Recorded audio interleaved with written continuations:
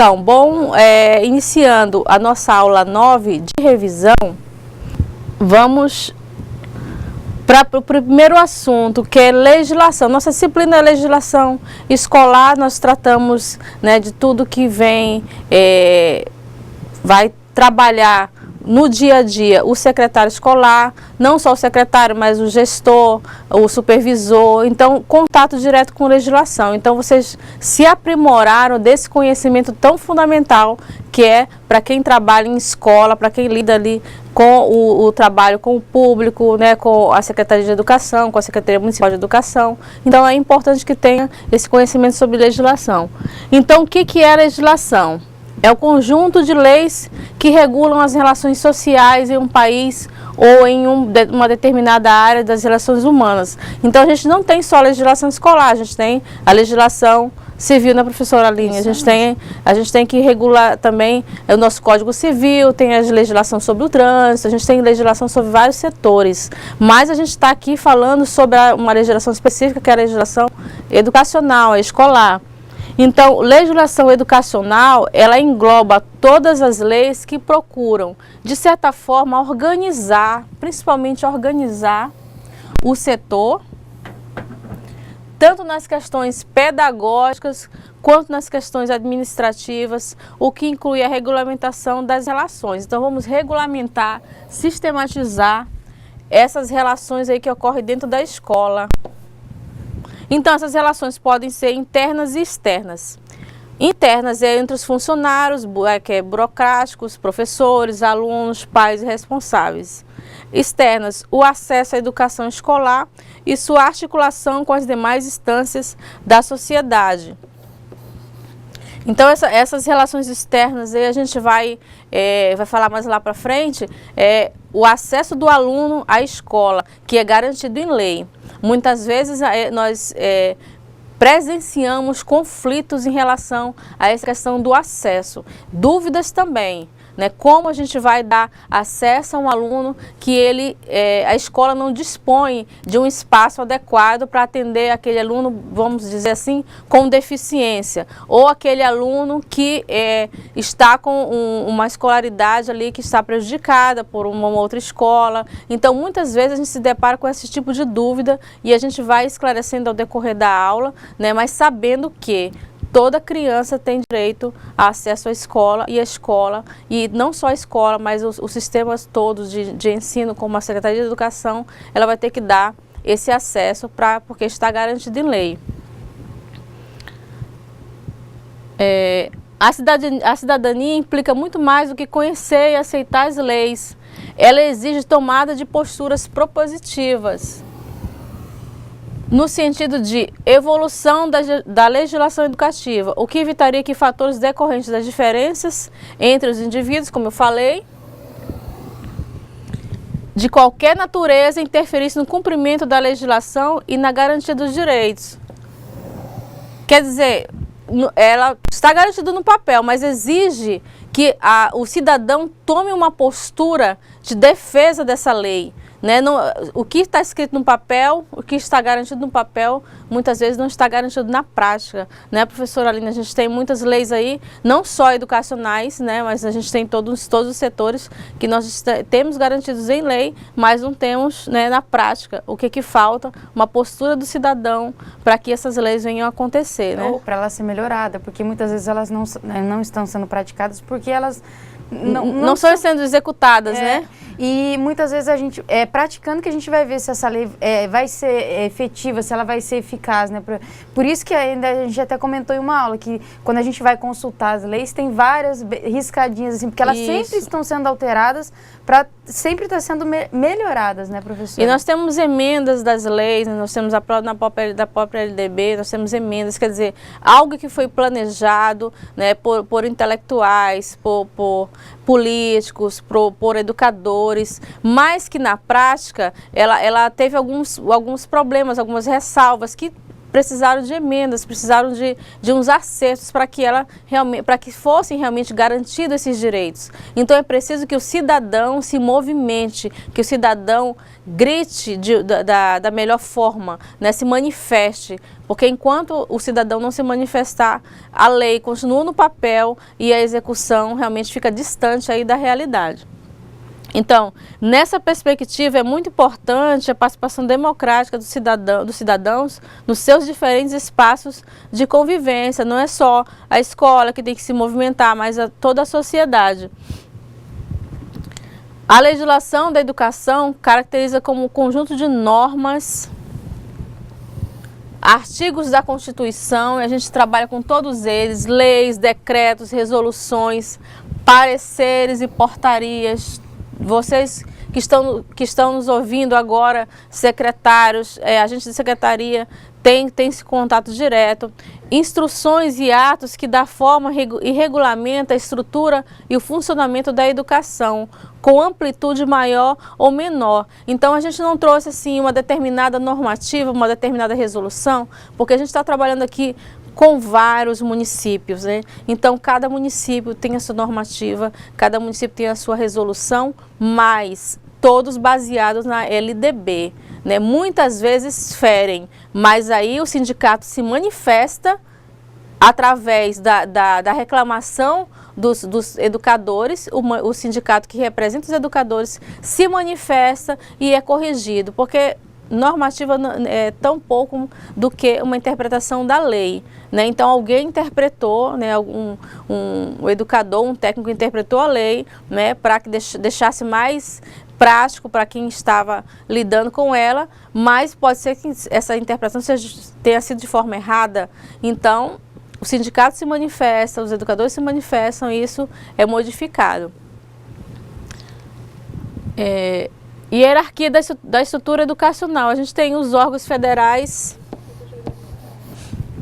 Ministério da Educação, MEC, Conselho Nacional de Educação. Então, todos eles vão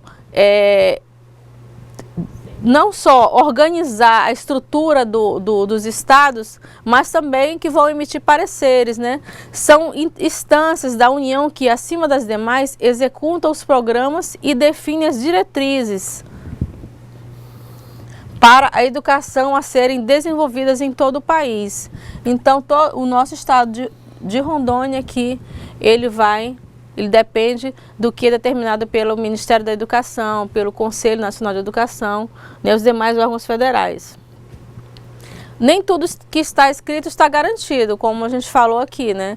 A gente vem aqui, vamos citar como exemplo, o direito da criança de 0 a 3 anos, a direito à creche, né? É um direito garantido na LDB, no Estatuto da Criança e do Adolescente, né? Toda criança, toda mãe tem direito de matricular seu filho numa creche, na idade de creche, mas a gente não tem isso garantido, né? A gente não tem isso na prática. A gente tem muitas vagas ainda que precisam ser dispostas para a sociedade. Isso já está aflorando na mídia, né? A mídia já está denunciando. Por quê? Porque a sociedade está pressionando, né, os municípios, né, que são responsáveis pela oferta aí das creches, né, em parceria com o governo federal, mas até agora a gente não tem uma resposta aí de vagas para essas mães que trabalham. A professora Aline é mãe, criança pequena, né?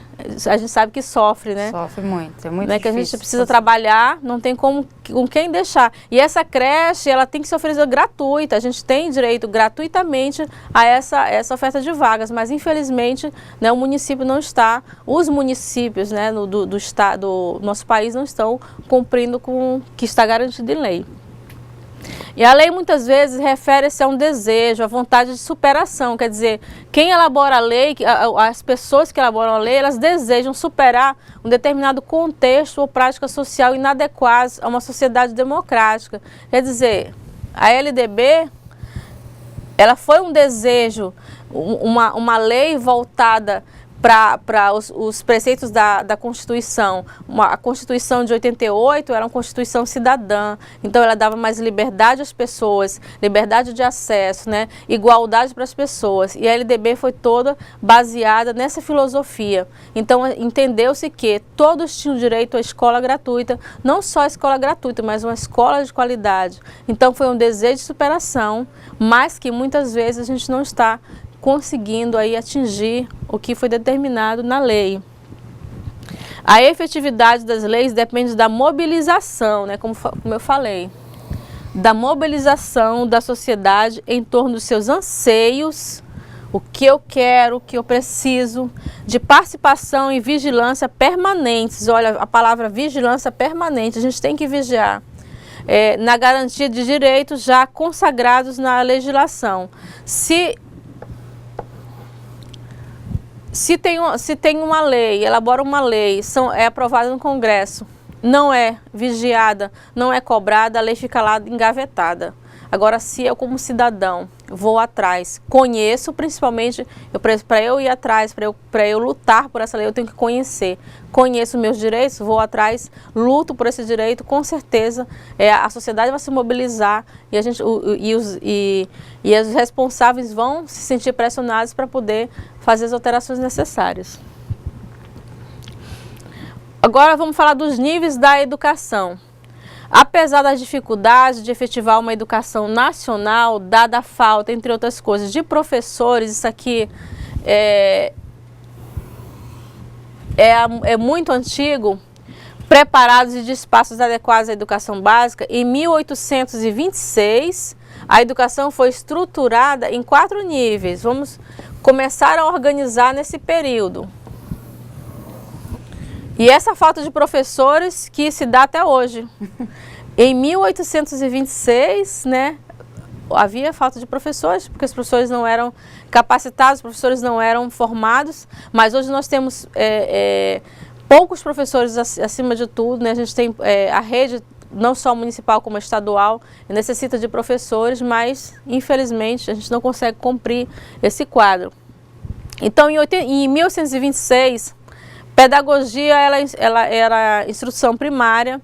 Os liceus, muito famosos na época, viraram literatura, era o ensino secundário, ginásios, ensino secundário com aprofundamento científico, e as academias, que era o ensino superior. Quem conseguia chegar às academias também, né, tinha todo um privilégio.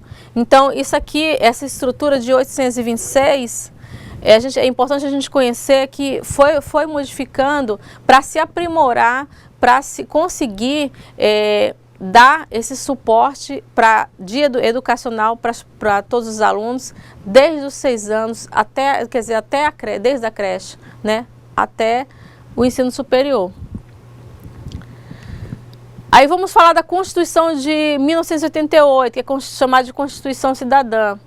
Ela, nos artigos 6º, 205, 206 e 208, institui a educação como um direito social de todos e dever do Estado. Olha, dever do Estado. Sem, é claro, excluir a família dessa responsabilidade. Isso aqui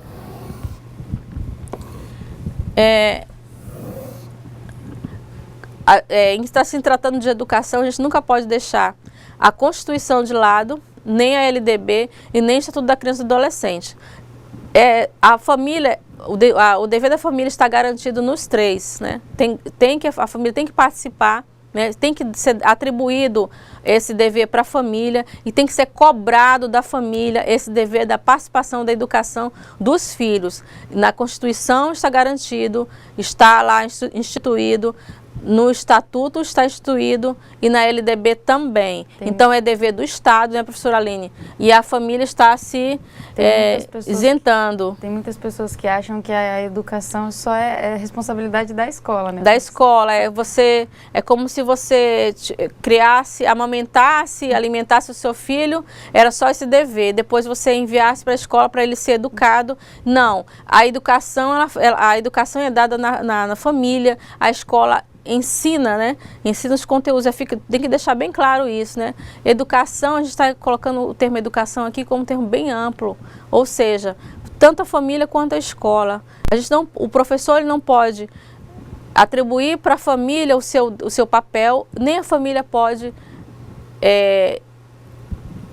dar o seu papel para a escola, né? Que a gente vê uma troca aí, às vezes a criança não consegue aprender na sala de aula, então a professora passa o dever para a família, e às vezes o que a professora quer passar um conteúdo, quer desenvolver um trabalho, porque a criança não tem aquela educação de ficar sentada, de ouvir, né, de ter assim um coleguismo com seus companheiros de sala. Por quê? Porque faltou educação em casa. Então essa parceria está garantida em lei. Então quando se é chamado um pai na escola, é preciso que se revele todos os artigos que está garantido isso. Então, a educação escolar assume a mesma importância que o trabalho, a saúde, o lazer, a segurança e outros direitos de natureza vital à vida em sociedade, e a preservação da saúde mental, ou seja, a educação antes não tão importante, ou seja, a educação só era importante para os nobres, né? Na Constituição de 88 ela foi dada a importância tanto quanto o lazer, quanto a alimentação, quer dizer, era muito importante educar, era muito importante estar sob a educação, você está sendo educado numa escola, então era vital. Então antes, só quem era educado eram os filhos dos nobres, né? Iam para a Europa, né? Faziam os cursos superiores, os cursos secundários e voltavam ao Brasil, né? Para administrar as fazendas, né? Então as pessoas que não tinham aquele acesso realmente ficavam à margem, mas hoje na Constituição foi garantido a todos.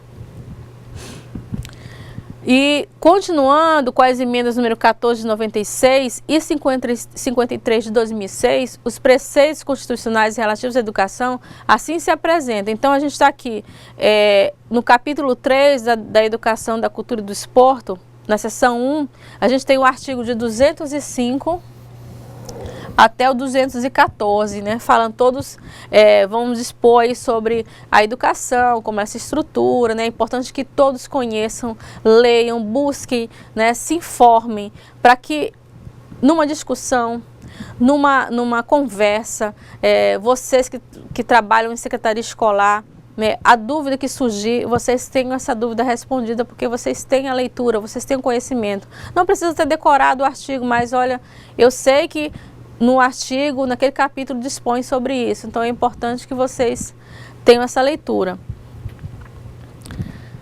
A educação é obrigatória. A matrícula gratuita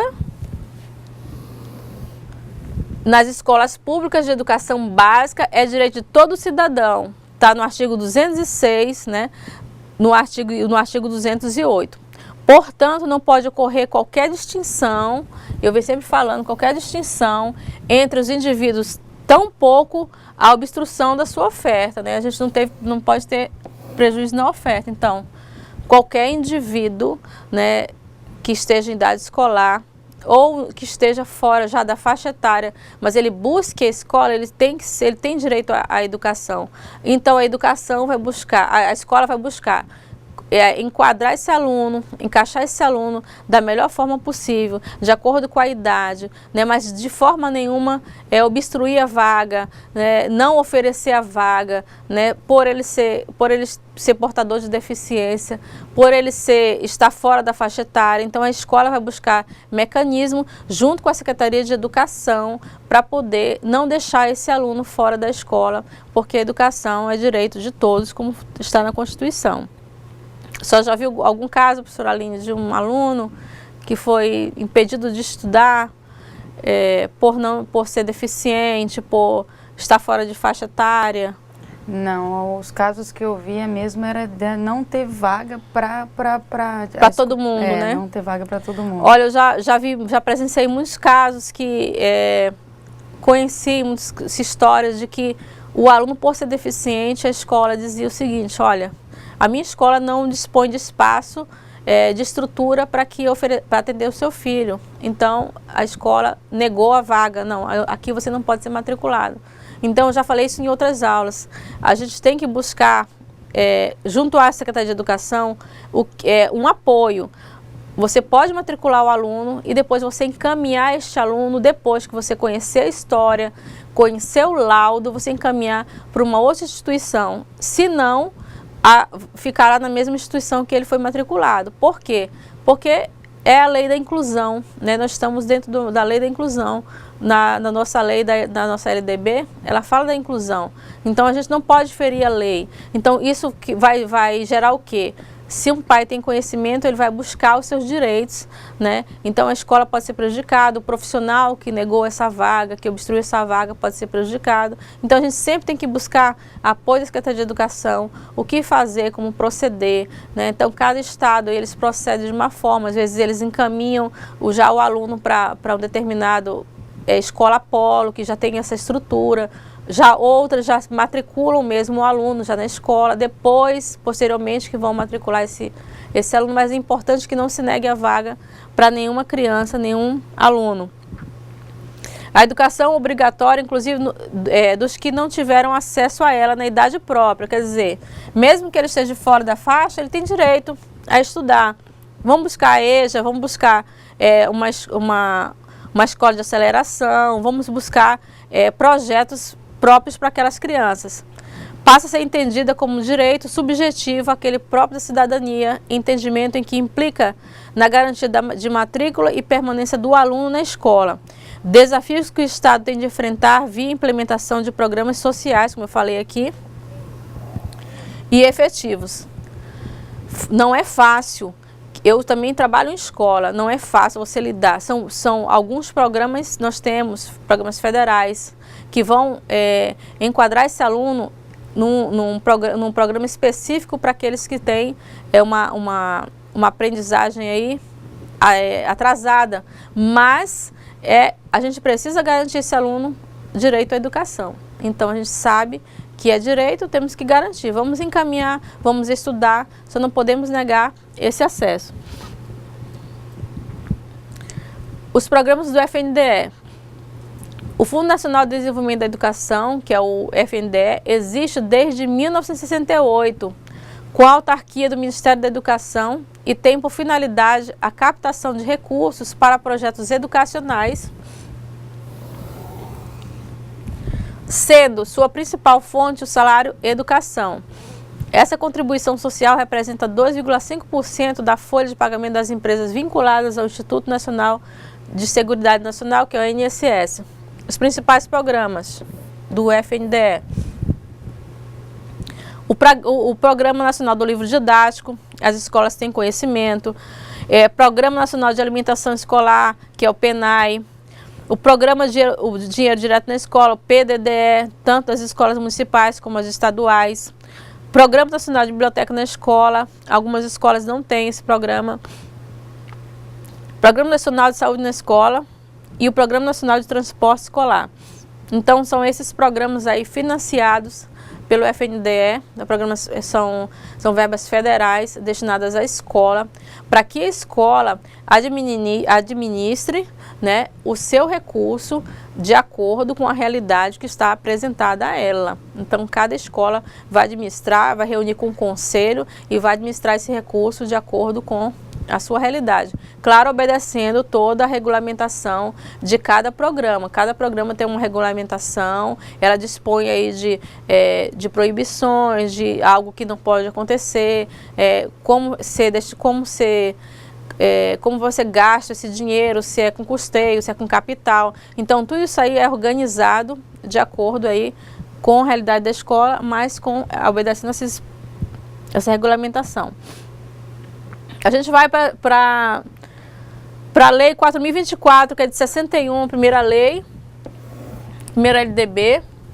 Então, da Lei da 4.024, a educação se estruturava nos seguintes níveis: era o pré-primário, primário, ensino secundário de primeiro e segundo ciclos, que era de sexto ao nono, e o ensino superior. O ensino secundário atendia, além da educação propedêutica, própria para a continuidade dos demais níveis da educação, o ensino profissional nas áreas agrícola, industrial e comercial e o curso normal de formação para o magistério no pré-primário e no primário. Então, Eu ainda fui desse curso secundário, então a gente tinha o foco mesmo na profissionalização, né? Eu fiz ainda o magistério na época das escolas normais, né? Primeiro fiz o magistério, depois eu fiz o curso de pedagogia, mas era focado realmente no trabalho, nessas áreas agrícolas, como eu falei, tá? E, né, isso era o segundo ciclo, né, do ensino secundário. Então, nós tivemos outra lei, que foi a de 71, a LDB 71. O viés profissionalizante foi atenuado, quer dizer,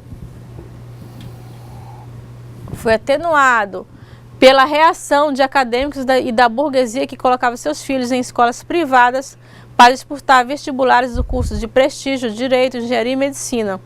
Uma reforma da reforma instituiu as habilitações básicas no lugar das terminalidades técnicas. Quer dizer, então virou uma disputa. O filho da burguesia, né, eles, em vez de fazerem o curso secundário, que era habilitados em magistério, em técnicas agrícolas, eles buscavam a preparação para fazer os cursos de graduação, como engenharia. Então, esse viés de curso profissionalizante foi atenuado em 71. Então, buscaram realmente equiparar o ensino público com o ensino privado para que os alunos não ficassem tão prejudicados. E agora a nossa LDB atual, que é a 9.394, de 96. Ela defende uma percepção da educação que, mais do que esclarecer a complexidade do ato educativo, identifica os limites do compromisso que o envolve. Um comprometimento que não pode se limitar aos muros escolares, quer dizer, a educação é compromisso de toda a sociedade.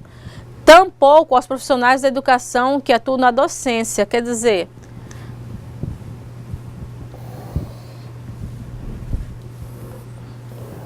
ou seja, a educação não é só para aqueles profissionais que atuam na docência, mas de todos os atores na escola, pois apontam diferentes espaços educativos e compromete todos os atores na defesa dos princípios da liberdade e da solidariedade humana. Antes, as outras leis só determinavam para o professor toda a responsabilidade do ato de educar, professora Aline. Hoje percebe na nossa lei que é de responsabilidade de todos na escola, da pessoa que fica na portaria, da pessoa que fica na cozinha, na secretaria, né? Todos são atores do ato educativo.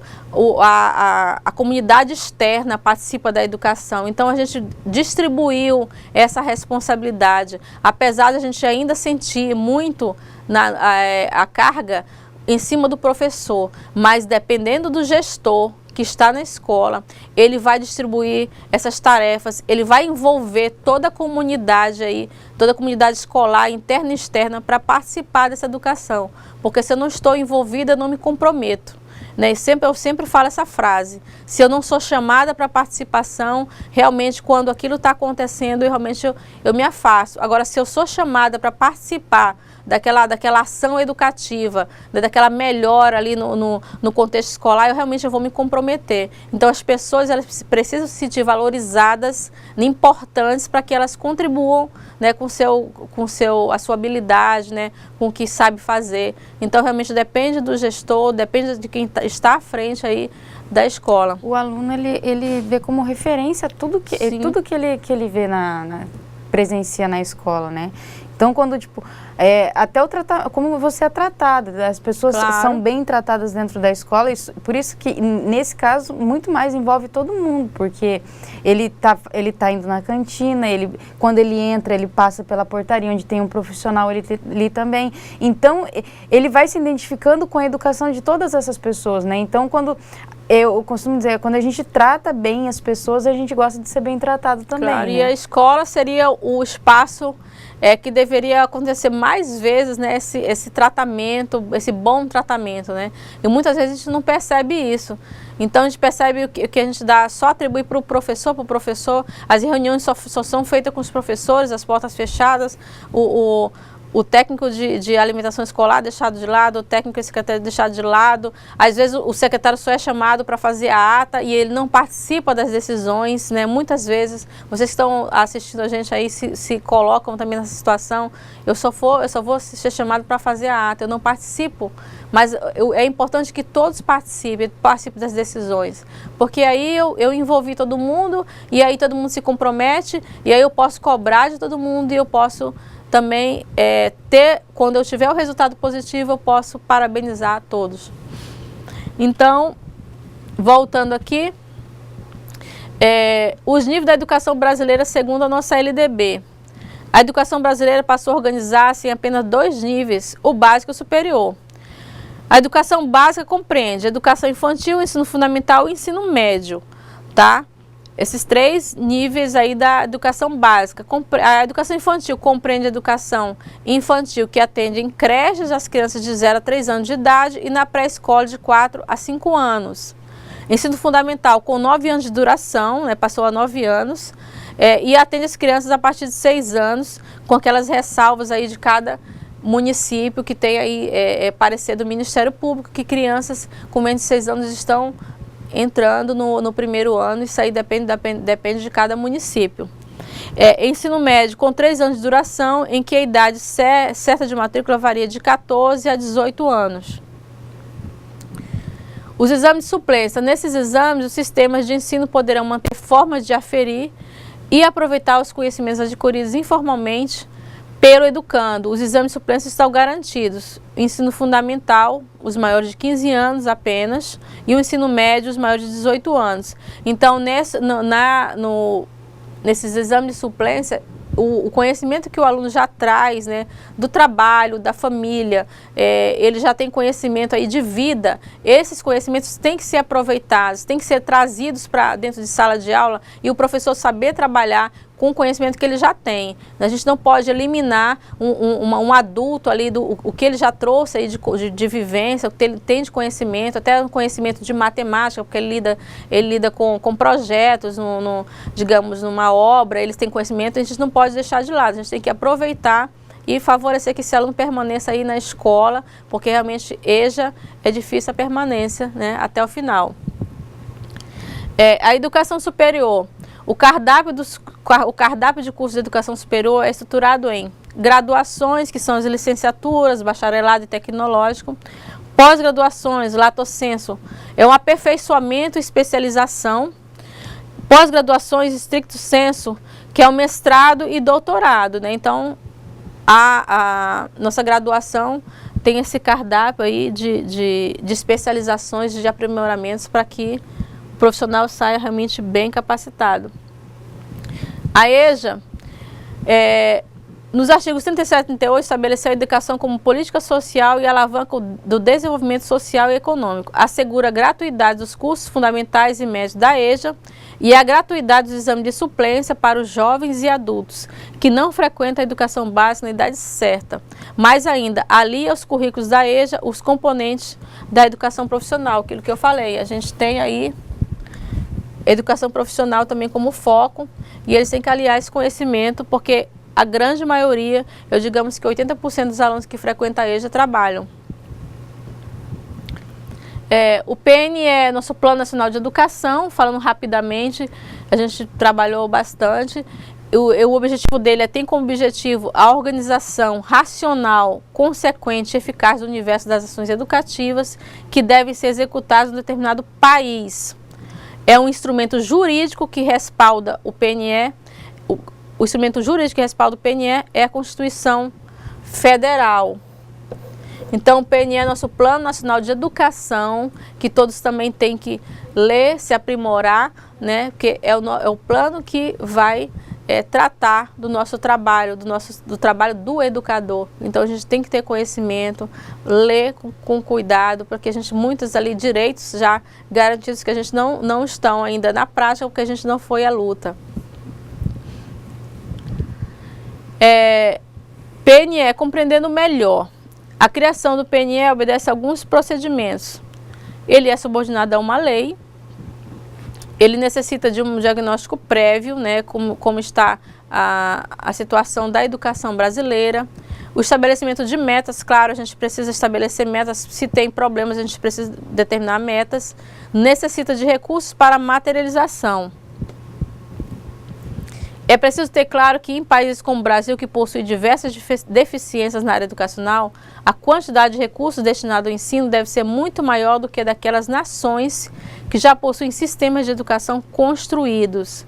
Isso porque, enquanto nós precisamos de recursos para concluir a organização da educação nacional e depois mantê-la, nos países desenvolvidos, os recursos são gastos somente com a manutenção.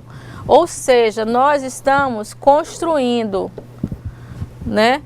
Olha a diferença. E os países desenvolvidos estão mantendo. O PNE atual. O espírito desse PNE é uma política de Estado de educação para a próxima década. As metas são orientadas para enfrentar as barreiras para o acesso e a permanência às desigualdades educacionais em cada território, com foco nas especificidades de sua população, a formação para o trabalho, identificando as potencialidades das dinâmicas locais e o exercício da cidadania.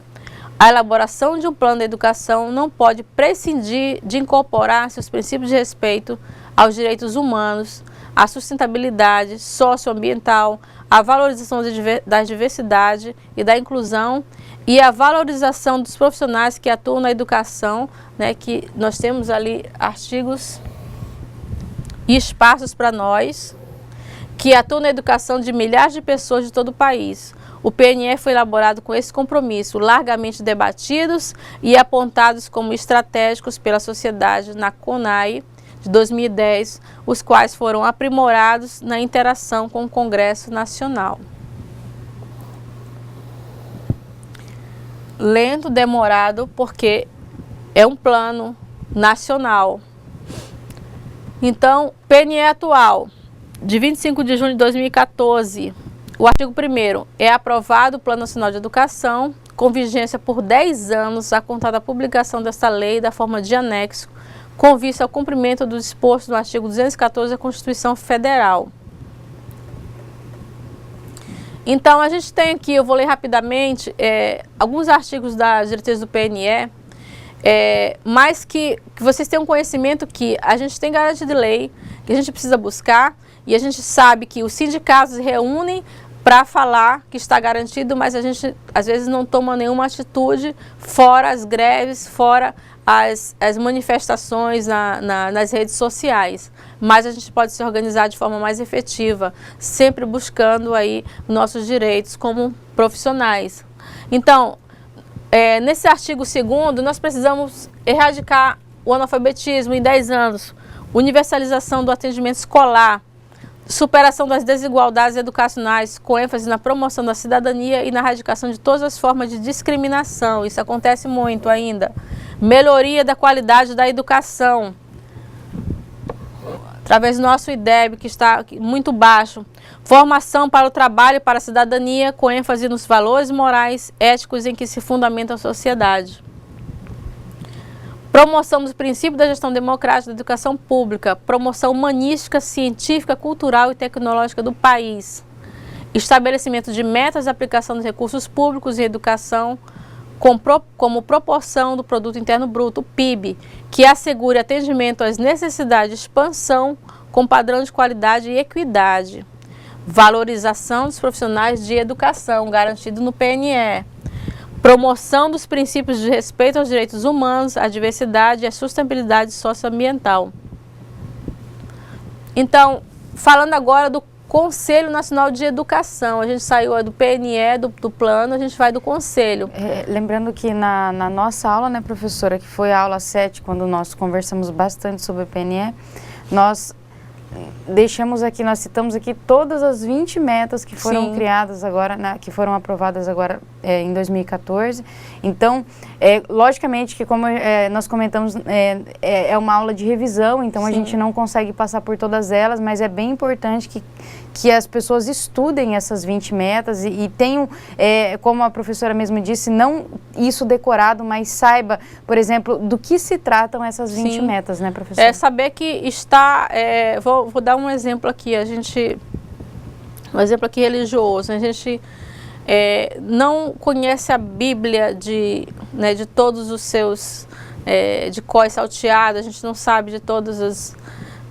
Bíblia não é artigo, né? A gente trata aí de não sei se é parágrafo, não sei, eu conheço muito, assim, eu li muito a Bíblia, mas não sei falar de que versículo, mas eu sei que ali está, né? Ali está muitas coisas, né? Por quê? Porque eu fiz uma leitura, né? Quando a gente eu fiz uma leitura adolescente, né? Quando eu era adolescente eu lia muito, eu ficava muito em casa e eu procurava ler a Bíblia e eu entendia que muitas coisas que a gente debate hoje está na Bíblia, não só no Novo Testamento, do Velho Testamento, mas não sei falar os versículos, né, que está, né, se é de João, se é de Paulo, né, se é de Pedro, mas é igual a questão do nosso PNE, é igual a questão da nossa LDB. Você precisa ter conhecimento que aquilo ali não está certo, que não está garantido, a gente precisa saber que não está, e a gente buscar, porque sempre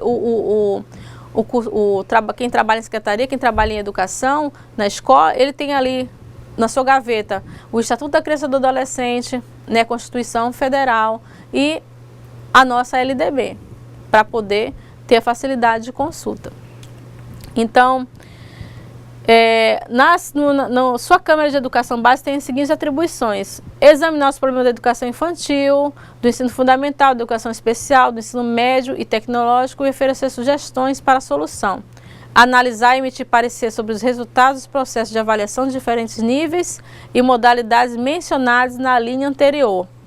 Deliberar sobre as diretrizes curriculares propostas pelo Ministério da Educação e do Desporto.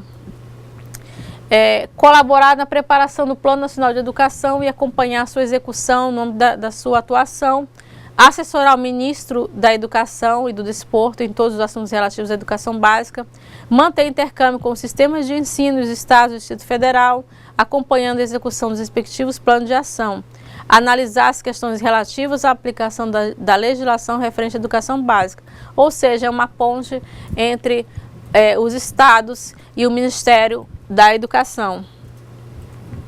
O Conselho Nacional de Educação, em sua nova fase de atuação desde 96, o ano de publicação da atual LDB, tem emitido pareceres e resoluções que podemos assim classificar. Diretrizes curriculares sobre as etapas e modalidades da educação básica e sobre os cursos de educação superior. Diretrizes nacionais sobre outros temas de política educacional, interpretando a LDB ou respondendo a consultas que lhes são submetidas por órgãos educacionais ou por pessoas físicas ou jurídicas, sabendo que o CNE é muito consultado pelos estados, pelos municípios, para poder responder o que dispõe a LDB, interpretar o que dispõe a LDB, pareceres sobre consultas pontuais a respeito de temas e situações na educação, raramente acompanhados de resoluções. A formalidade é uma questão muito própria das secretarias escolares, a da formalidade, via parecer ou resolução, das informações por elas prestadas aos cidadãos ou decisões operativas. Na maior parte dos casos, quando solicitados oficialmente, além de fundamentados em leis, normas e decisões da escola, devem apresentar na forma de um parecer, esclarecendo de forma clara e objetiva as dúvidas colocadas e as decisões tomadas pela secretaria. Então, sempre o documento que vai respaldar um ofício, uma normativa, sempre vai ser fundamentada na lei. Então, usa essa formalidade, cita o artigo, né, cita a resolução, né, para poder dar mais credibilidade àquele documento. Então, gente, foi rápida a revisão, muito assunto, professora? Muito assunto. Eu corri um pouco, né? Falei um pouco rápido, mas porque é necessário, né? O tempo já está acabando e o assunto é muito, mas acredito que vocês tenham estudado, tenham lido a respeito da legislação escolar, né? Não é uma disciplina, assim, muito envolvente no que diz respeito a questão da aula, mas extremamente envolvente no que diz respeito ao conhecimento que você adquire. Quando você adquire esse conhecimento e você tenha segurança, que você sabe a respeito, realmente é muito envolvente. Então eu espero que vocês se saiam bem na avaliação, né? Prestem bastante atenção em cada questão, né? Porque muitas vezes falamos PNE, também falamos do CNE, não confundir um com o outro, FNDE, não confundir uma sílaba LDB, com a outra. Muitas, né? Falamos da LDB de 4024, falamos da LDB de 93, 94. Leiam com bastante atenção o enunciado. Eu tenho certeza que vocês vão se sair bem. E uma boa prova, né, professora Aline? Boa prova para todos.